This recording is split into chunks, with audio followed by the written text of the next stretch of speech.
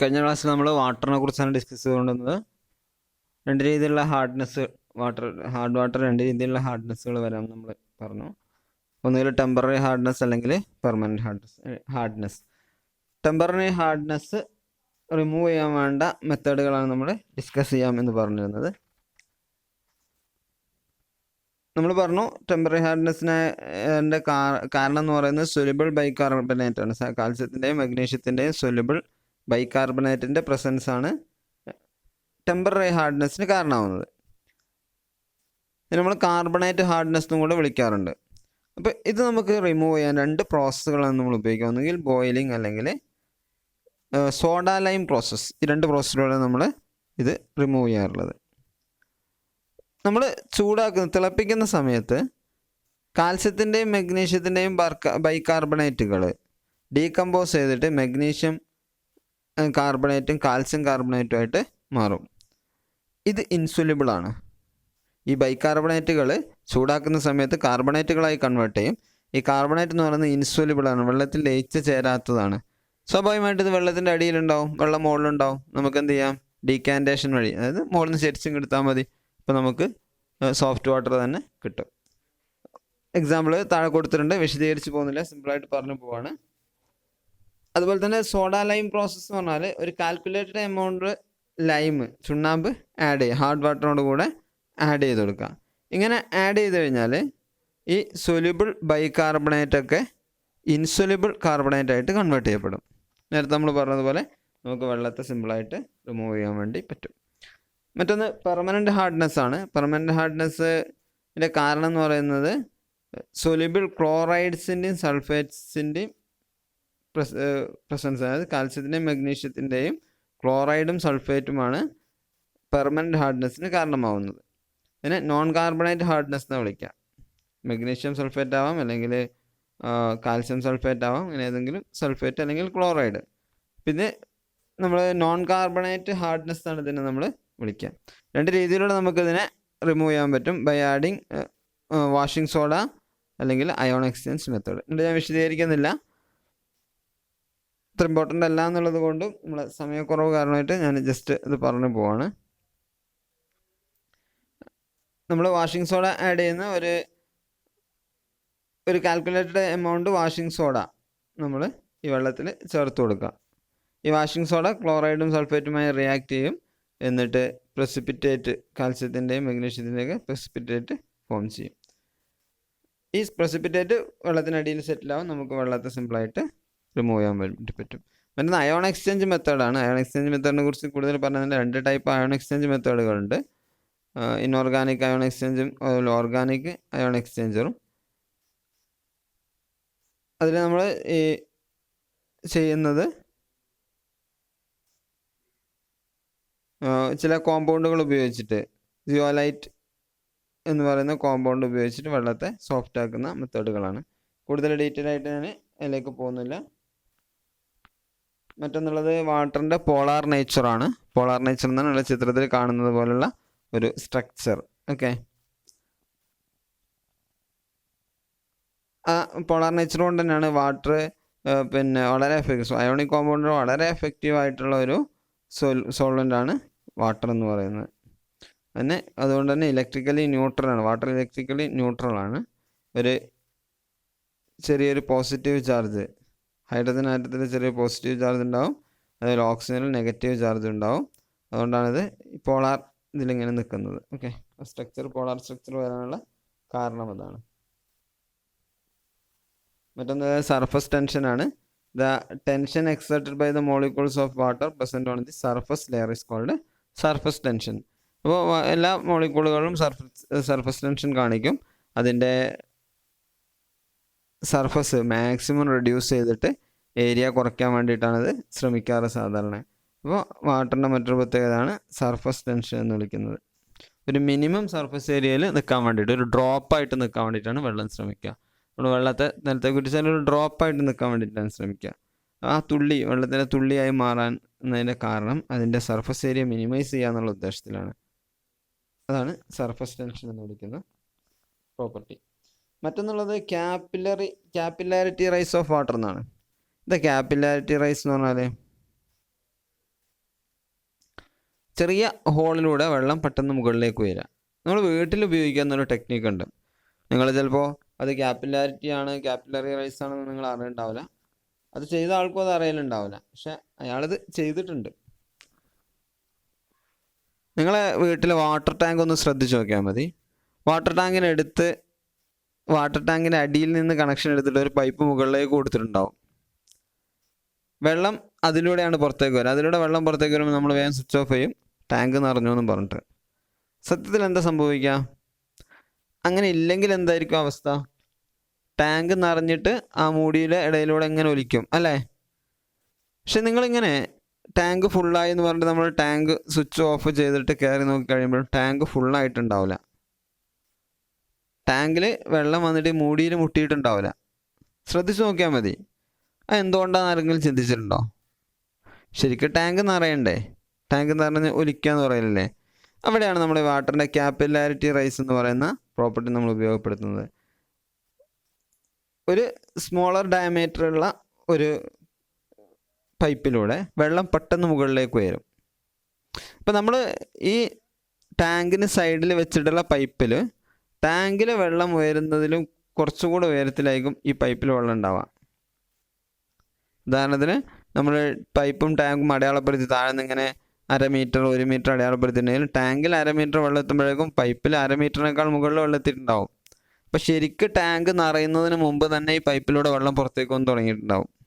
അപ്പോൾ നമ്മൾ switch off ആക്കിയാൽ പെട്ടെന്ന് വെള്ളം നിൽക്കും. കാരണം ടാങ്കിൽ അത്രേ വെള്ളമുള്ളൂ. ടാങ്കിലെ വെള്ളം ഒരു ചെറിയൊരു ലെവൽ താഴ്ന്നത്തിന് ഇതിലെ വെള്ളം വരൽ നിൽക്കും. മനസ്സിലായല്ലോ? അപ്പോൾ ഇത് നമ്മൾ സാധാരണഗതിയിൽ ഉപയോഗിക്കുന്നതാണ്. വീട്ടിലൊക്കെ നോക്കിയാൽ മതി. വാട്ടർ ടാങ്കിൻ്റെ അടുത്ത് നോക്കിയാൽ നമുക്ക് മനസ്സിലാവും.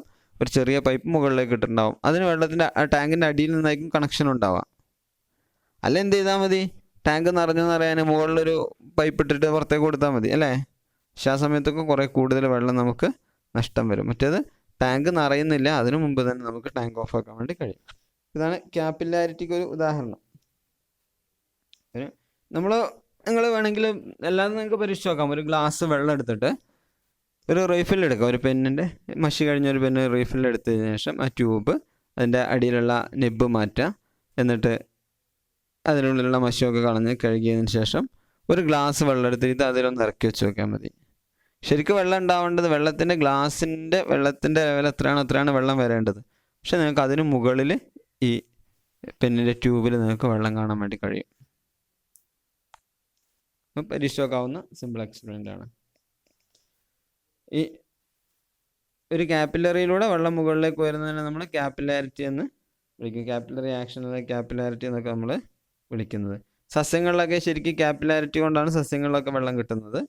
അതേപോലെ തന്നെ നമ്മളെ കോട്ടൺ അതേപോലുള്ള സാധനങ്ങളൊക്കെ വെള്ളം വലിച്ചെടുക്കുന്നത് ക്യാപ്പിലാരിറ്റി കൊണ്ടാണ്.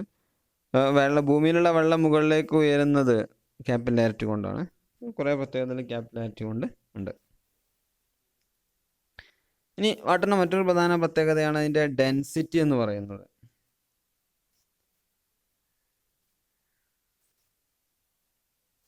വാട്ടർ സാധാരണഗതിയിൽ 0 ഡിഗ്രിയിൽ നിന്ന് നമ്മൾ വെള്ളത്തെ ചൂടാക്കുകയാണെങ്കിൽ ഒരു വളരെ അൺയൂഷ്വലായ ഒരു പ്രോപ്പർട്ടി വാട്ടർ കാണിക്കും.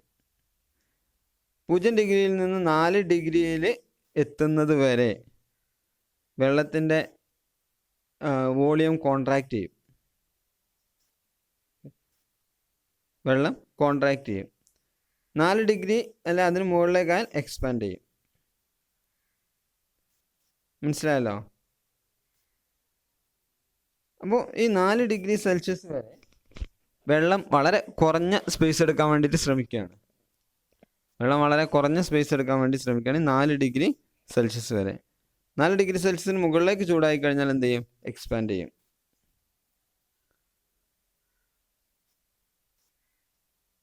അപ്പോൾ 4 ഡിഗ്രി സെൽഷ്യസിന് മുകളിൽ ചൂടായി കഴിഞ്ഞാൽ എക്സ്പാൻഡ് ചെയ്യും. വാട്ടറിൻ്റെ ഈ പ്രത്യേകത നമ്മൾ വളരെയധികം ഉപയോഗപ്പെടുത്തുന്നതാണ്. സാധാരണ നമുക്കറിയാം, നമ്മൾ ഐസിന് വാട്ടറിനേക്കാൾ ഡെൻസിറ്റി കുറവാണല്ലോ. ഐസ് വെള്ളത്തിൽ പൊങ്ങിക്കിടക്കും, എന്നാൽ പൂർണ്ണമായിട്ട് പൊങ്ങിക്കിടക്കില്ല. വെള്ളത്തിലെ മുകൾ ഭാഗത്ത് ഐസിൻ്റെ മുകൾ ഭാഗം വരുന്ന രീതിയിൽ വെള്ളത്തിൽ ഐസ് ഇങ്ങനെ പൊങ്ങിക്കിടക്കും. അപ്പോൾ ഈ 4 ഡിഗ്രി സെൽഷ്യസിൽ വെള്ളത്തിൻ്റെ ടെമ്പറേച്ചർ ഡെൻസിറ്റി എന്ന് പറയുന്നത് ഏറ്റവും മിനിമം ആയിരിക്കും 4 ഡിഗ്രി സെൽഷ്യസിൽ. ഓക്കെ, അപ്പോൾ 4 ഡിഗ്രിയിലും കൂടിക്കഴിഞ്ഞാൽ അതിൻ്റെ ഡെൻസിറ്റി കൂടി എക്സ്പാൻഡ് ചെയ്യാൻ. സാധാരണഗതിയിൽ ഏതെങ്കിലും ഒരു വസ്തു നമ്മൾ ചൂടാക്കി കഴിഞ്ഞാൽ അത് എക്സ്പാൻഡ് ചെയ്യുകയാണ് ചെയ്യുക അല്ലേ. എന്നാൽ വെള്ളത്തെ നമ്മൾ ചൂടാക്കി കഴിഞ്ഞാൽ 0 ഡിഗ്രി സെൽഷ്യസ് നമ്മൾ ചൂടാക്കുന്നതിനനുസരിച്ച് വെള്ളം കോൺട്രാക്ട് ചെയ്യും. കോൺട്രാക്ട് ചെയ്ത് 4 ഡിഗ്രി സെൽഷ്യസിൽ വരുമ്പോൾ അതിൻ്റെ ഏറ്റവും മിനിമം കോൺട്രാക്ഷനിലെത്തും. അപ്പോൾ ഡെൻസിറ്റി എന്തായിരിക്കും? മാക്സിമം ആയിരിക്കും. ഓക്കെ, അപ്പോൾ സ്വാഭാവികമായിട്ട് എന്ത് ചെയ്യും? ഡെൻസിറ്റി കൂടിക്കഴിഞ്ഞാൽ വെള്ളത്തിൽ താന്നു പോകും. മനസ്സിലായില്ലേ? 4 ഡിഗ്രി സെൽഷ്യസിൽ വെള്ളത്തിൻ്റെ ഡെൻസിറ്റി എന്ന് പറയുന്നത് മാക്സിമം ആയിരിക്കും. സ്വാഭാവികമായിട്ട് 4 ഡിഗ്രി സെൽഷ്യസ് അല്ലാത്ത വെള്ളം അതിന് ചുറ്റുഭാഗത്തുണ്ടെങ്കിൽ അതിനേക്കാൾ ഡെൻസിറ്റി ഇതിന് കൂടും. അതുകൊണ്ട് തന്നെ ഇത് താഴ്ന്നു പോകും. 4 ഡിഗ്രി സെൽഷ്യസിൽ 1 gram per മീറ്റർ ക്യൂബാണ് വെള്ളത്തിൻ്റെ ഡെൻസിറ്റി എന്ന് പറയുന്നത്. ഓക്കെ, അപ്പോൾ നമ്മൾ വെള്ളത്തിൻ്റെ ഈ പ്രോപ്പർട്ടി നിങ്ങൾ കേട്ടിട്ടുണ്ടാവും. ഇപ്പോൾ തടാകങ്ങൾ, ഇപ്പം പോളാർ റീജിയണിലൊക്കെ ഉള്ള തടാകങ്ങളൊക്കെ ആണെങ്കിൽ അതിൻ്റെ മുകൾ ഭാഗത്ത് ഐസ് ഉണ്ടാവും. തടാകത്തിന് മുകൾ ഭാഗത്തുള്ള വെള്ളം തണുത്ത ഐസായി മാറിയിട്ടുണ്ടാവും. എന്നാൽ അതിനുള്ളിലും മത്സ്യങ്ങളും മറ്റ് ജീവജാലങ്ങളൊക്കെ ജീവിക്കാറുണ്ട്. കാരണം അതിനുള്ളിലുള്ള വെള്ളം എന്ന് പറയുന്നത് വെള്ളമായിരിക്കും, ഐസായിരിക്കില്ല. ആ പുഴ മൊത്തം അല്ലെങ്കിൽ ആ തടാകം മൊത്തം ഐസാവില്ല, അതിൻ്റെ മുകൾ ഭാഗം മാത്രമേ ഐസാവുള്ളൂ. അതിൻ്റെ കാരണം വെള്ളത്തിൻ്റെ ഈ പ്രോപ്പർട്ടിയാണ്. വെള്ളം തണുത്ത് 4 ഡിഗ്രി സെൽഷ്യസിൽ അതിൻ്റെ ടെമ്പറേച്ചർ എത്തിക്കഴിഞ്ഞാൽ അതെന്ത് ചെയ്യും? ഡെൻസിറ്റി മാക്സിമം ആവും. സ്വാഭാവികമായിട്ട് ഈ വെള്ളം തണുക്കുക ഏറ്റവും മുകളിലുള്ള ലെയറാണല്ലോ തണുക്കുക. അപ്പോൾ ഏറ്റവും മുകളിലുള്ള വെള്ളത്തിൻ്റെ ഭാഗം തണുത്തിന് 4 ഡിഗ്രി സെൽഷ്യസ് ആയി കഴിഞ്ഞാൽ അതിൻ്റെ ഡെൻസിറ്റി ഏറ്റവും മാക്സിമം അത് താഴോട്ട് പോവുകയും ചെയ്യും. സ്വാഭാവികമായിട്ട് താഴെയുള്ള ചൂടുള്ള വെള്ളം മുകളിലേക്ക് വരും. ഇങ്ങനെ ആ തടാകത്തിലെ മൊത്തം വെള്ളത്തിൻ്റെ ടെമ്പറേച്ചർ 4 ഡിഗ്രി സെൽഷ്യസ് ആയതിനു ശേഷം ഏറ്റവും ടോപ്പ് ലെയർ എന്ത് ചെയ്യും? തണുക്കാൻ തുടങ്ങും. തണുക്കുന്നതിനനുസരിച്ച് അതിൻ്റെ ഡെൻസിറ്റി കുറയും. മനസ്സിലായല്ലോ? വെള്ളം തണുക്കുന്നതിനനുസരിച്ച് 4 ഡിഗ്രി സെൽഷ്യസ് മൊത്തം വെള്ളം 4 ഡിഗ്രി സെൽഷ്യസ് ആവുന്നത് വരെ മുകളിലുള്ള വെള്ളം 4 ഡിഗ്രി സെൽഷ്യസ് ആകുമ്പോൾ താഴോട്ട് പോകും. എന്നിട്ട് താഴെയുള്ള ചൂടുള്ള വെള്ളം മുകളിലേക്ക് വരും. ഈ പ്രോസസ്സ് ഇങ്ങനെ തുടരും. അങ്ങനെ മൊത്തം വെള്ളം 4 ഡിഗ്രി സെൽഷ്യസ് ആയിക്കഴിഞ്ഞാൽ പിന്നെ സംഭവിക്കുക, ഏറ്റവും മുകളിലുള്ള ആ ലെയറിൻ്റെ ടെമ്പറേച്ചർ വീണ്ടും കുറയും. 4 ഡിഗ്രി സെൽഷ്യസിലും കുറയും. 4 ഡിഗ്രി സെൽഷ്യസിൽ കുറഞ്ഞു കഴിഞ്ഞാൽ ഇതിൻ്റെ ഡെൻസിറ്റി കൂടും. ഡെൻസിറ്റി കൂടിയാൽ പിന്നെ താഴ്ന്നു പോകില്ല. സ്വാഭാവികമായിട്ട് ഇത് 4 ഡിഗ്രി സെൽഷ്യസിൽ കുറഞ്ഞ് പിന്നെ 0 ഡിഗ്രി സെൽഷ്യസിലെത്തും. ആ 0 ഡിഗ്രി സെൽഷ്യസിൽ ഐസായിട്ടത് മുകൾ ഭാഗത്ത് നിൽക്കും.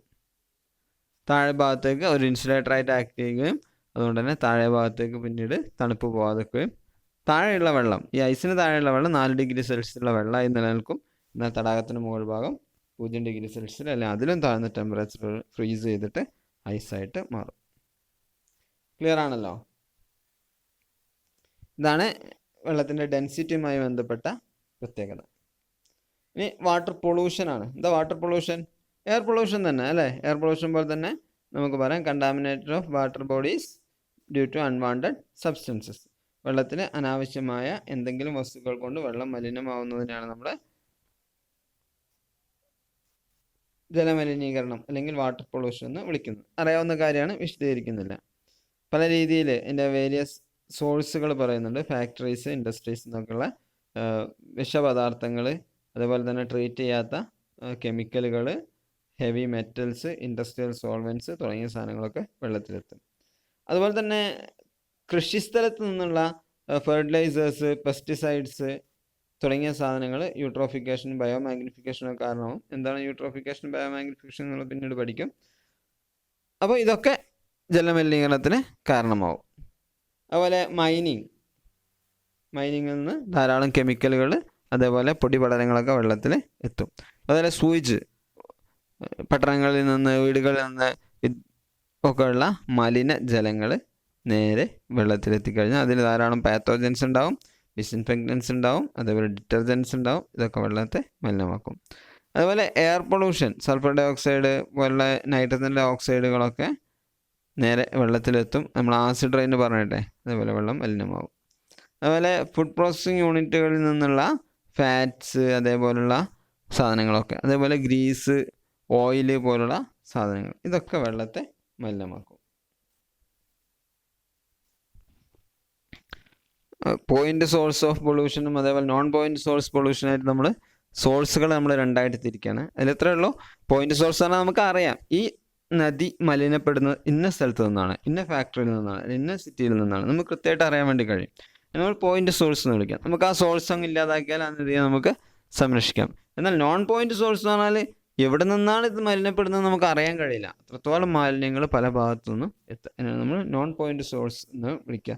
ഈ നോൺ പോയിന്റ് സോഴ്സിൽ നമ്മൾ ഫെർട്ടിലൈസേഴ്സ് വരാം, മറ്റ് കെമിക്കലുകൾ വരാം, ഫാക്ടറികളിൽ നിന്നുള്ള വേസ്റ്റ്, വീടുകളിൽ നിന്നുള്ള വേസ്റ്റ്, പട്ടണങ്ങളിൽ നിന്നുള്ള വേസ്റ്റുകളൊക്കെ വരാം. ഇത് നമുക്ക് പെട്ടെന്ന് ഇല്ലായ്മ ചെയ്ത് നദിയെ ക്ലീൻ ചെയ്യാൻ വേണ്ടി കഴിഞ്ഞോളുന്നില്ല. ചിലപ്പോൾ നിങ്ങൾ കേട്ടിട്ടുണ്ടാവും, കോഴിക്കോട് കനോലി കനാലിനെ കുറിച്ച് നിങ്ങൾ കേട്ടിട്ടുണ്ടാവും. അടുത്ത കാലത്ത് ശുദ്ധീകരണവുമായി ബന്ധപ്പെട്ടൊക്കെ വാർത്തകൾ വന്നിരുന്നു. ബ്രിട്ടീഷുകാരുടെ കാലത്ത് ജലഗതാഗതത്തിനും അതേപോലെ തന്നെ ഫിഷിങ്, മറ്റ് ട്രാൻസ്പോർട്ടേഷൻ, മറ്റെല്ലാ ഉദ്ദേശങ്ങളും ബഹുമുഖ പദ്ധതികളോടെ തുടങ്ങിയ ശുദ്ധജലം ഒഴുകിയിരുന്ന ഒരു കനാലായിരുന്നു കനോലി കനാൽ എന്ന് പറയുന്നത്. പക്ഷെ ഇന്നിപ്പോൾ അതിൻ്റെ അവസ്ഥ നിങ്ങൾക്കറിയാം. നിങ്ങൾ കണ്ടിട്ടുണ്ടെങ്കിൽ വെള്ളത്തിൻ്റെ കളറ് മാറി, ധാരാളം മാലിന്യങ്ങൾ അടിഞ്ഞുകൂടി, ഒഴുക്ക് നിലച്ച് അങ്ങനെ കിടക്കുകയാണ്. അപ്പോൾ നമ്മളുടെ മിസ്യൂസാണ് അങ്ങനെ ആവാനുള്ള കാരണം. അടുത്ത ക്ലാസ്സിൽ നമുക്ക് വെള്ളത്തിൻ്റെ യൂട്ടിലിറ്റി, അതിൻ്റെ ഉപയോഗവുമായി ബന്ധപ്പെട്ട കാര്യങ്ങൾ ഡിസ്കസ് ചെയ്യാം.